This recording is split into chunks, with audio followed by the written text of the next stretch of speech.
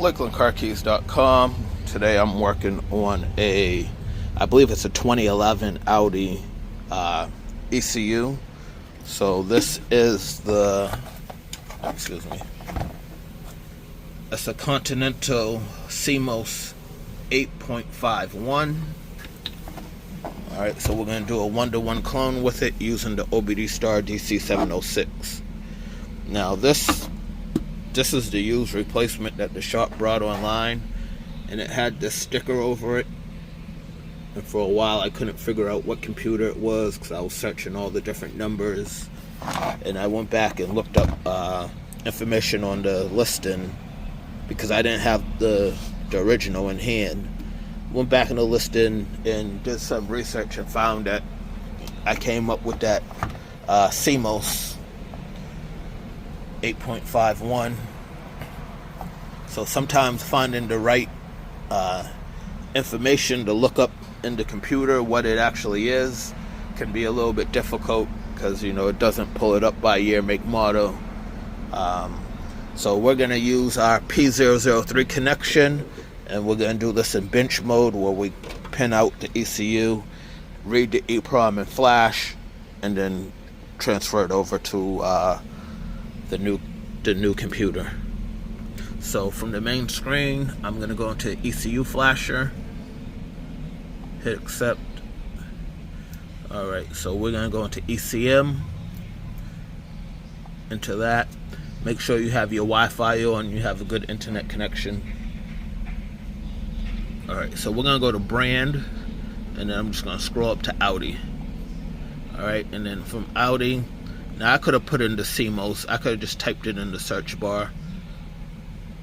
But when you're going through and you're looking at, sometimes it helps to look at all the different series of computers to see what's in there.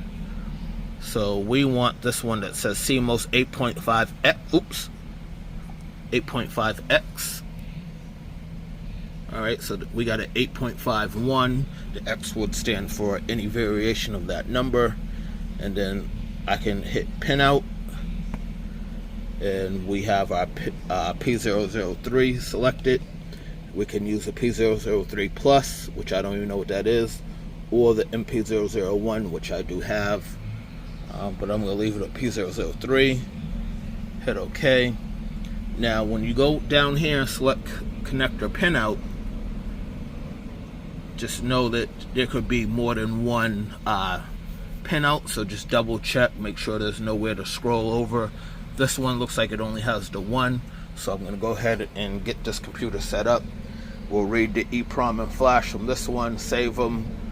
I already read the EEPROM and flash out of this one when I was testing out what computer it could be, so I already have those backed up. So we're just going to go ahead and write our new files. But if you didn't back up the original, I always say back it up just in case. You never know, for some reason you might need to revert. But in just some weird case, say someone at the shop got the two computers mixed up and you're putting the new information on your old computer, then it's backwards. And if you didn't back it up, then you just lost all that data. So always back it up just in case anything ever got mixed up.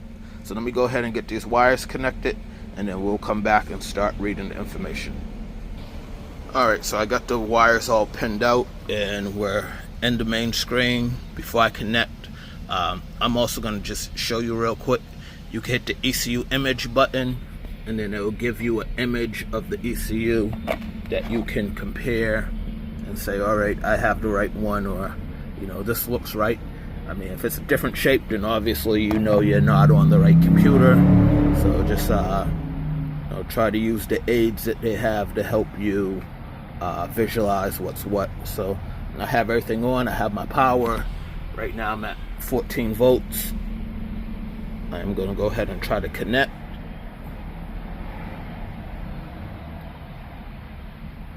And sometimes, you be trying to connect to the unit and you don't get any response.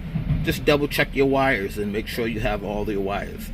The last one I did was a Bosch MED17. It was like 1.5 maybe. And there was a white wire that was a power wire that I did not see. And it was hard to see on the chart. and I kept trying to connect to it and I couldn't connect because I was missing one of the powers. Alright, so right now it says ECU connection is successful. You continue to perform corresponding read and write operations. Alright, so for my read operations, we want the top two, read internal EEPROM and read internal flash. I'm not going to do the emo data decryption or convert emo data, because once when we get over here to the right, there's only those two options. We'll go ahead and start doing this while I'm reading. So this will read the file and save it as a name you're going to remember. I usually start off with the shop name, the car, and then, you know, leave the rest in it. It will have the date on it so you know what it is. Alright, so I'm just going to go ahead and, oops.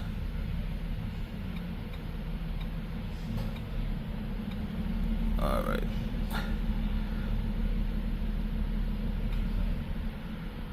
Alright. Okay, now we're going to read our internal flash. Alright, so there's 13 sectors, and usually when it gets to about 9, it slows down a little bit.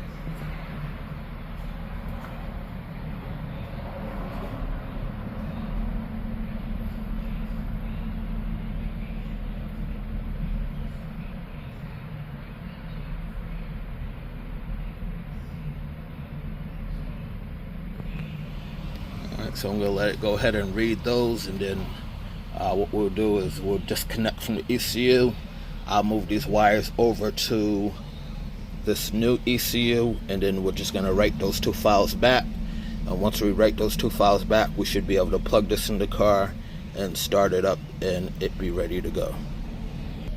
Alright, so all that reading's completed, and I went ahead and I saved that file. So I'm going to go ahead and hit disconnect and disconnect from the computer, and then I'll move these pins over and we'll get to writing the new ECU.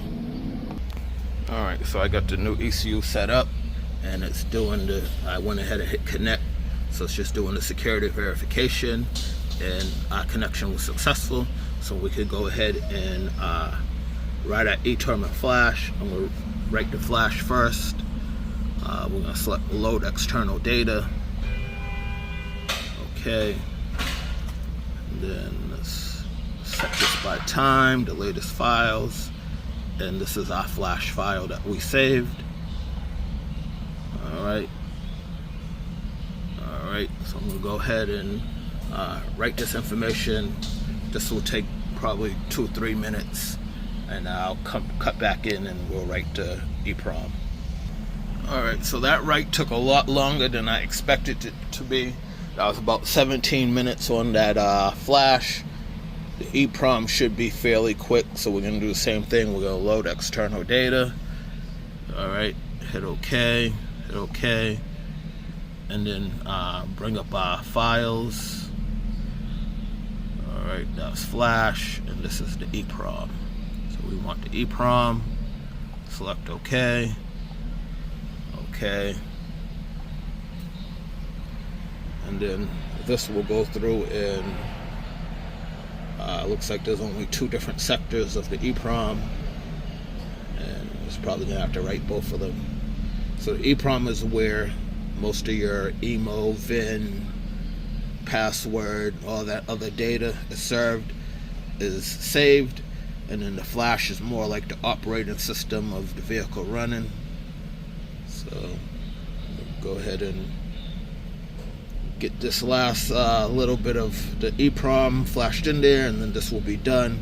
We can go ahead and disconnect, remove the pins, and then I'll have the shop install the ECU and give it a test.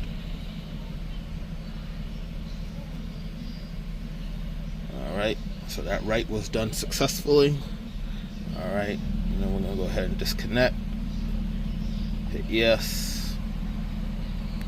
Alright, and then we could just take all these pins out and move on to the car. Alright, so I'm sitting in the car and that did not work. So when I first plugged the computer in, I could put my foot on the brake and hit the start button, and it'll give me like half a turn to try to start over, and then not There's no immobilizer indication on the dash or anything. If I put the original computer back in, the vehicle will start. So I might go ahead and try to redo it, see if this particular computer is in my FC200, and see how the FC200 reacts to cloning.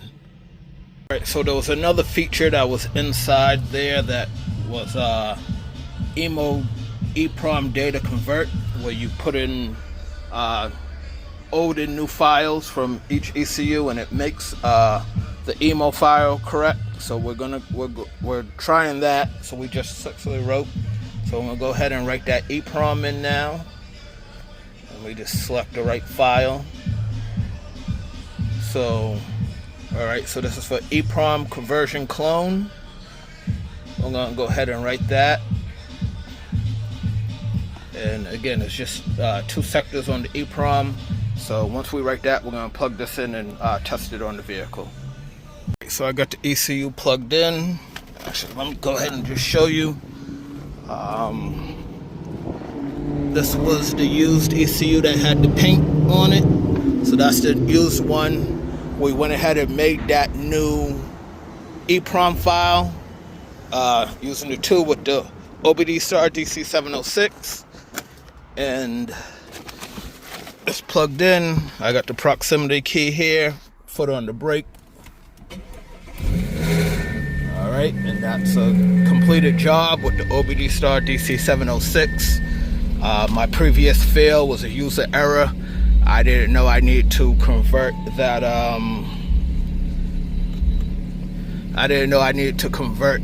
EEPROM file. So once I was able to do that, it was plug in and play. So, alright, thanks for watching. LakelandCarKeys.com.